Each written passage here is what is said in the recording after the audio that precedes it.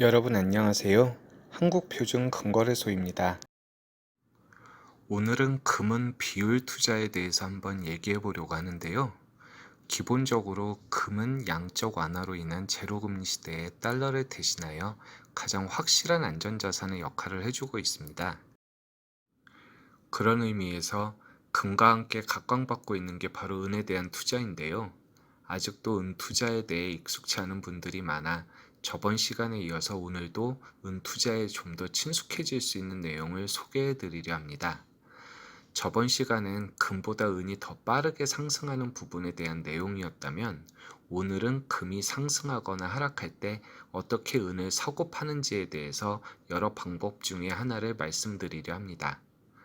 귀금속 투자자들이 보는 지표 중에 금, 은 비율, 그러니까 골드 실버 레이시오가 있습니다.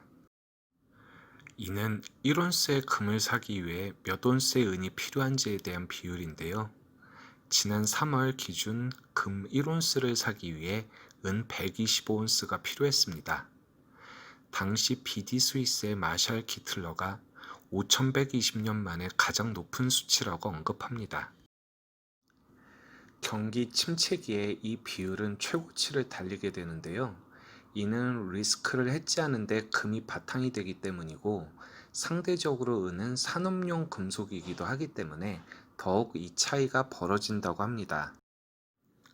2009년 금융위기 때를 보시면 최저점에서 금, 은 비율이 80배까지 벌어진 모습을 보실 수 있습니다. 그 이후에 2011년 고점 부분에서는 거의 30배 정도로 그 비율이 축소되는 모습을 보실 수 있게 됩니다. 이제 올해 비율 차트를 한번 보시면요. 3월 폭락장에 맨 위의 숫자가 125까지 치솟은 걸 보실 수 있는데요.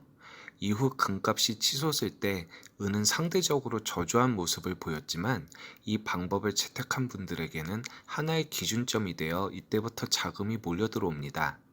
하지만 예전 영상들을 보시면 아시겠지만 장기 차트가 정배열난 후에 투자해도 크게 늦지는 않기에 그냥 참고로 하시면 될 듯한데요. 오히려 금이 조정을 받을 때 바로 은을 파는 게 아니라 금, 은 비율이 축소됐을 때 매도 준비를 하시는 것도 하나의 방법이 될 듯합니다. 다음은 올해 현재 7월 말 차트인데요. 금은 비율이 많이 축소되어 80배 정도로 갭이 메워져 있습니다. 하지만 이는 여전히 2008년 금융위기 때 수준이고 금값이 더 올라갈 가능성이 충분하기 때문에 당장 걱정하실 필요는 없겠네요. 여러분들은 어떠신가요? 금융위기 이후 경제위기 때마다 양적 완화를 쓰는 지금에 있어선 이렇게 금과 은을 묶어서 투자하는 방식이 잘 들어맞는 것 같습니다. 구독과 좋아요, 알림 설정은 언제나 큰 힘이 됩니다. 그럼 오늘도 좋은 하루 되시고요. 지금까지 한국표준금거래소였습니다.